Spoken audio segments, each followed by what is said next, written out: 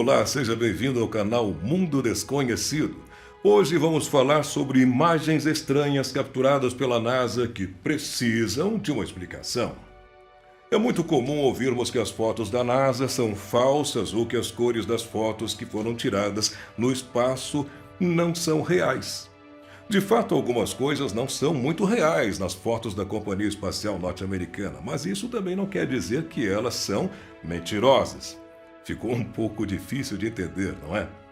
Olha, esquecendo os rumores, a verdade é que as fotografias que a gente vê do universo são mesmo impressionantes, no mais pleno sentido da palavra, e nos revelam a beleza de locais que provavelmente a gente nunca vai chegar. Pelo menos, não a nossa geração. Como são feitas essas imagens divulgadas pela NASA? Quais sondas são responsáveis por elas? Todas essas belas cores são mesmo reais?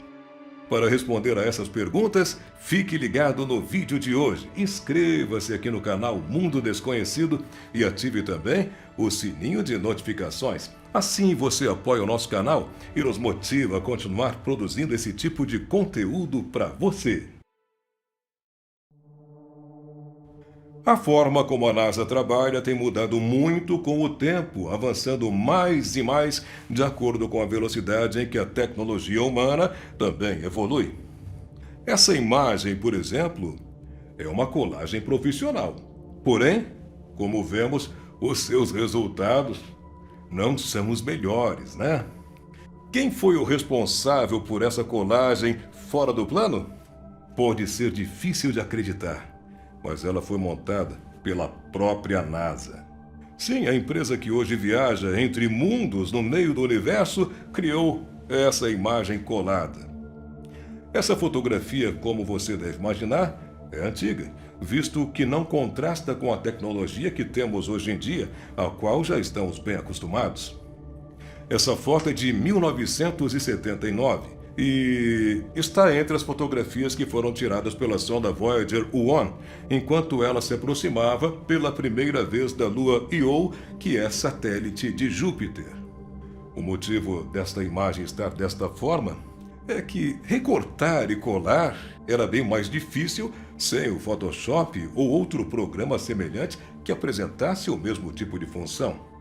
As imagens foram reunidas à mão por funcionários da NASA, literalmente à mão, e na época nos revelou pela primeira vez as crateras estranhas, planícies suaves e montanhas gigantescas que cobriam a superfície dessa lua, a lua Io.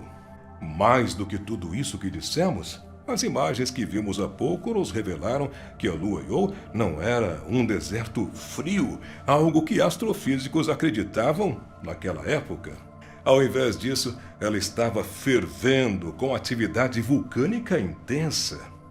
Olha, essa imagem que vimos antes pode mesmo não parecer bem feita, por assim dizer, para os padrões atuais. No entanto, ela transformou a nossa compreensão do sistema solar e, graças a isso, hoje conhecemos tanto sobre o sistema planetário do qual a gente faz parte. Hoje em dia, porém, estamos acostumados a visualizar imagens belíssimas, imagens impressionantes, tiradas a partir de equipamentos da NASA que estão no espaço, não é verdade? As imagens variam de nebulosas super coloridas e belas, supernovas cintilantes e até galáxias magníficas. Mas aí eu te pergunto, essas cores são reais? O universo tem mesmo essas cores? Anos atrás, a própria NASA confirmou que utiliza o programa Photoshop para deixar as fotografias espaciais mais bonitas. Dessa maneira, antes das edições gráficas computadorizadas que são feitas, eram necessárias colagens para uma série de adaptações, como aquela colagem que eu te mostrei agora há pouco, de 79, que a gente viu. Apesar da NASA ter dito que usa programa para editar as fotos, por assim dizer, nunca haviam sido revelados muitos detalhes de como é esse processo de photoshopagem espacial. No entanto, agora há pouco tempo, em 2015, A Adobe fez uma postagem interessante e inteligente para mostrar como o software de edição de imagens ajuda a NASA a chegar aos melhores resultados, formando essas belas fotos que a gente está acostumado a ver. Para começar, o grande responsável pelas edições não é um designer de formação, mas sim um astrônomo profissional. Isso mesmo. Até mesmo as edições de imagens da NASA são feitas por um cientista dedicado à astronomia e não por um profissional da área de edição de imagens que talvez, quem sabe, fosse o mais certo designado para o trabalho. Por que a NASA acha importante atribuir esse trabalho de edição a um astrônomo formado? Ora, há uma explicação muito plausível para isso. As imagens capturadas no espaço chegam à Terra de um modo bem cru. Não existem galáxias coloridas nem nuvens de poeira brilhantes o bastante para que os cientistas consigam ter visualizações complexas do que acontece fora do nosso planeta. As câmeras usadas no espaço geralmente usam imagens em um comprimento de onda específico, ou seja, elas não conseguem capturar todas as variações de cores. Então, para obter uma imagem que seja visualmente atraente, variações no espectro visível são amplificadas a fim de destacar diferentes partes de um objeto. Os designers astrônomos precisam interpretar as informações e conseguir diferenciar artefatos que devem ser excluídos ou destacados, por exemplo. Eles também devem ter conhecimento para distinguir poeira espacial de planetas distantes ou outros corpos celestes que estejam com a visualização dificultada por conta até mesmo de imagens borradas. Portanto, alguém formado somente em edição, mesmo que tenha extremo conhecimento nessa área, não conseguiria deduzir por si só quais cores deveriam preencher essas imagens. De acordo com a publicação Adobe em 2015, os cientistas devem trabalhar com arquivos crus e em escalas de cinza a partir de diferentes partes de um espectro infravermelho. Ou seja, as fotos tiradas por sondas espaciais chegam até a NASA em preto e branco e depois são coloridas artificialmente. E é somente depois de fazer análises e identificar os elementos que podem ser apagados ou ressaltados que o espectro infravermelho começa a ser traduzido em cores que possam melhorar a visualização, formando uma imagem que, aos poucos, revela a beleza do espaço fora do nosso planeta. Há alguns casos em que as imagens são construídas com capturas de diferentes telescópios presentes no espaço em um processo ainda mais complexo de encaixe das obras. O astrônomo Robert Hurt, por exemplo, é um daqueles que tem a responsabilidade de dar cor ao preto e branco captado no universo. Em um trabalho, o astrônomo usou imagens capturadas pelo Hubble e pelo Spitzer para criar um resultado vivo e preciso. Temos alguns exemplos de imagens que foram mudadas por essas edições, que tornam fotografias tão prazerosas de serem vistas. Essa aqui foi feita por Robert Hurt e mostra a nebulosa de Órion, que foi observada por vários telescópios que, por meio de estudos, nos revelam que esse tom esverdeado é o mais correto a ser aplicado aqui. A olho nu, as cores mais frequentes no universo para nós humanos são azul e vermelho. Então, geralmente, quando vemos essas cores em uma imagem de uma nebulosa liberada pela NASA, provavelmente é o que realmente veríamos se olhássemos com os nossos próprios olhos. Mas o que dizer daqueles tons laranjas, roxos, verdes ou lilás? De fato, o universo não ostenta uma gama de cores tão diversificada, mas os cientistas precisam traduzir o que é visto em outros comprimentos de onda para que os nossos olhos possam enxergar.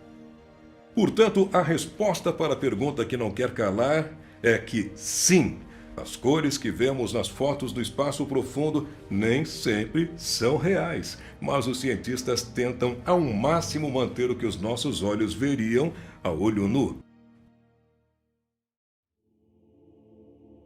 Para estudar artefatos do universo, como um elemento em específico ou os braços de uma galáxia, pesquisadores adicionam cores extras a fim de separar o joio do trigo, por assim dizer, e portanto se torna muito mais fácil estudar o espaço e suas maravilhas.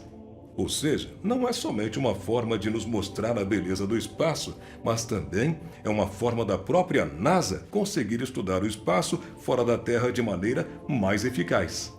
Duas fotos em especial chamam nossa atenção nesse vídeo, e a primeira delas é a chamada Olho de Deus. Essa imagem foi captada no ano de 2019 e representa a nebulosa de Helix, que fica a 700 anos-luz da Terra e é também conhecida como Helix NGC 7293. Ao ser divulgada, a imagem foi amplamente admirada por todos os amantes de astronomia no mundo e, segundo a NASA, é uma nebulosa planetária ou talvez seja os restos de uma estrela semelhante ao Sol que acabou por explodir em algum momento dentro de bilhões de anos. A fotografia foi tirada pelo telescópio espacial Spitzer da NASA, que foi lançado no dia 25 de agosto de 2003. O telescópio Spitzer, desde que chegou ao espaço, tem iluminado reuniões ocultas de poeira em uma grande variedade de locais, como é o caso do Olho de Deus, como essa fotografia foi apelidada.